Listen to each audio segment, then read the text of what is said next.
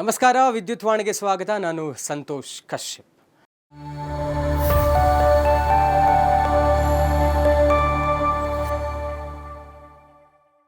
ವೀಕ್ಷಕರೇ, ನಮಗೆ ಮಾನವೀಯತೆ ಅನ್ನುವಂಥದ್ದು ಬಹಳ ಮುಖ್ಯ. ಆದರೂ ಕೂಡ ಎಲ್ಲೋ ಒಂದು ಕಡೆ ಮಾನವೀಯತೆ ಮೆರೆಯುವಾಗ ನಮ್ಮನ್ನು ನಾವು ಸುರಕ್ಷಿತವಾಗಿ ಇಟ್ಕೊಳ್ಳುವಂಥದ್ದು ಬಹಳ ಮುಖ್ಯ ಆಗುತ್ತೆ. ಯಾಕೆ ಹೇಳ್ತಾ ಇದ್ದೀನಿ ವಿಚಾರ ಅಂತ ಹೇಳಿದ್ರೆ, ಇಲ್ಲೊಬ್ಬ ವ್ಯಕ್ತಿ ಈ ಒಂದು ಘಟನೆ ನಡೆದಿರುವಂಥದ್ದು ಚಾಮರಾಜನಗರ ಜಾಲಹಳ್ಳಿಯ ಹುಂಡಿ ಅನ್ನುವಂಥ ಜಾಗದಲ್ಲಿ ವ್ಯಕ್ತಿಯೊಬ್ಬ ವಿದ್ಯುತ್ ತಂತಿ ತಗಲು ಹಾಕೊಂಡಿರುವಂಥ ಒಂದು ನಾಯಿನ ರಕ್ಷಣೆ ಮಾಡೋದಕ್ಕೆ ಹೋಗಿ ತಾನೇ ಮೃತಪಟ್ಟಿರುವಂಥ ಒಂದು ಘಟನೆ ಇಲ್ಲಿ ನಡೆದಿದೆ.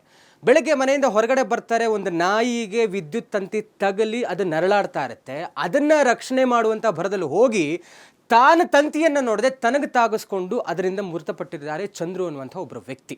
ಈ ಘಟನೆ ನಡೆದಿರುವಂಥದ್ದು ಚಾಮರಾಜನಗರ ತಾಲೂಕಲ್ಲಿ. ನಾವು ಎಷ್ಟೇ ಮಾನವೀಯತೆ ದೃಷ್ಟಿಯಿಂದ ಏನೇ ಮಾಡೋಕ್ಕೆ ಹೋದರೂ ನಮ್ಮ ಒಂದು ಸೇಫ್ಟಿಯನ್ನು ಕೂಡ ನೋಡಿಕೊಳ್ಳೇಬೇಕು. ಈ ವಿಚಾರ ಆದ ತಕ್ಷಣದಲ್ಲಿ ಅಲ್ಲಿಗೆ ಚಾಮರಾಜನಗರ ಪೊಲೀಸರು ಧಾವಿಸ್ತಾರೆ.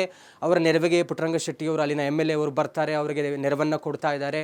ಚೆಸ್ಕಾಂ ಅಧಿಕಾರಿಗಳು ಬರ್ತಾರೆ. ನಾವು ಹೇಳುವಂಥದ್ದು ಇಲ್ಲಿ ಗಮನಿಸ್ತಾ ಹೋದರೆ ವಿದ್ಯುತ್ ವಾಣಿ ಅಂದರೆ ನಮ್ಮ ವಾಹಿನಿ ಪ್ರತಿ ಬಾರಿ ಎಲ್ಲ ಸೇಫ್ಟಿ ಮೆಷರ್ಸನ್ನು ನೋಡಿಕೊಂಡೇ ನಿಮ್ಮ ಕೆಲಸಗಳನ್ನು ಮಾಡಿ ಅಂತ ನಾವು ಪ್ರತಿ ಬಾರಿ ನಿಮಗೆ ಎಚ್ಚರಿಕೆಯನ್ನು ಕೊಡ್ತಾ ಇದ್ದೀವಿ. ಆದರೆ ಎಲ್ಲ ಈ ಅಧಿಕಾರಿಗಳಿಂದ ಹಿಡಿದು ಅಧಿಕಾರಿಗಳ ವರ್ಗ ಮತ್ತು ಇಲಾಖೆ ಏನೇನು ಅವಾಂತರಗಳು ಮಾಡ್ತಾ ಇದೆ ಇದೆಲ್ಲವನ್ನು ಪ್ರತಿ ಬಾರಿ ನಾವು ಬೆಳಕಿಗೆ ತರ್ತಾ ಇದ್ದೀವಿ, ಎಚ್ಚರಿಕೆಯನ್ನು ಕೂಡ ಕೊಡ್ತಾ ಇದ್ದೀವಿ. ಆದರೂ ಕೂಡ ಇನ್ನೂ ಎಚ್ಚೆತ್ತುಕೊಳ್ತಾ ಇಲ್ವ ಅನ್ನೋಂಥದ್ದೇ ದುರ್ದೈವ. ಅಂದರೆ ಬೇಜಾರಾಗತ್ತೆ, ಈ ಥರದ ಜೀವಗಳಿಗೆ ಹಾಗಾದ್ರೆ ಬೆಲೆನೇ ಇಲ್ವಾ? ನಾಯಿಗೂ ಜೀವ ಇದೆ ಹೌದು, ಆದರೆ ನಾಯಿನ ರಕ್ಷಣೆ ಮಾಡೋಕ್ಕೆ ಹೋದಂಥ ಚಂದ್ರು ಅವ್ರಿಗೂ ಒಂದು ಆ ಜೀವಕ್ಕೂ ಬೆಲೆ ಇದೆ ಅಲ್ವಾ? ಆದ ಕಾರಣ ತಾವೆಲ್ಲರೂ ಬಹಳ ಎಚ್ಚರಿಕೆ ಈ ಘಟನೆಯನ್ನು ತಾವು ನಿಜವಾಗ್ಲೂ ಚಂದ್ರು ಅವರ ಕುಟುಂಬಕ್ಕೆ ನಾವು ಸಾಂತ್ವನ ಹೇಳ್ತೀವಿ ನಮ್ಮ ವಾಹಿನಿ ಕಡೆಯಿಂದ. ನಾವು ವಿದ್ಯುತ್ ವಾಣಿಯಿಂದ ಏನು ಆಗ್ರಹಿಸ್ತೀವಿ ಅಂತ ಹೇಳಿದ್ರೆ, ಇನ್ನಾದರೂ ಅಧಿಕಾರಿಗಳು ಈ ವಿಚಾರವಾಗಿ ಎಚ್ಚೆತ್ಕೊಳ್ಳಿ. ಲೈನ್ಮೆನ್ಸ್ ಕೂಡ ಅಷ್ಟೇ, ನೀವು ಕೂಡ ಎಚ್ಚೆತ್ಕೊಳ್ಳಿ. ನಿಮ್ಮ ಒಂದು ಸುರಕ್ಷತೆ ನಿಮಗೆ ಬಹಳ ಮುಖ್ಯ, ದಯವಿಟ್ಟು ಎಚ್ಚೆತ್ಕೊಳ್ಳಿ. ಇದಾಗಿತ್ತು ಇವತ್ತಿನ ವಿಶೇಷ. ಮತ್ತಷ್ಟು ಅಪ್ಡೇಟ್ಸ್ಗಾಗಿ ನೋಡ್ತಾ ಇರಿ ವಿದ್ಯುತ್ ವಾಣಿ.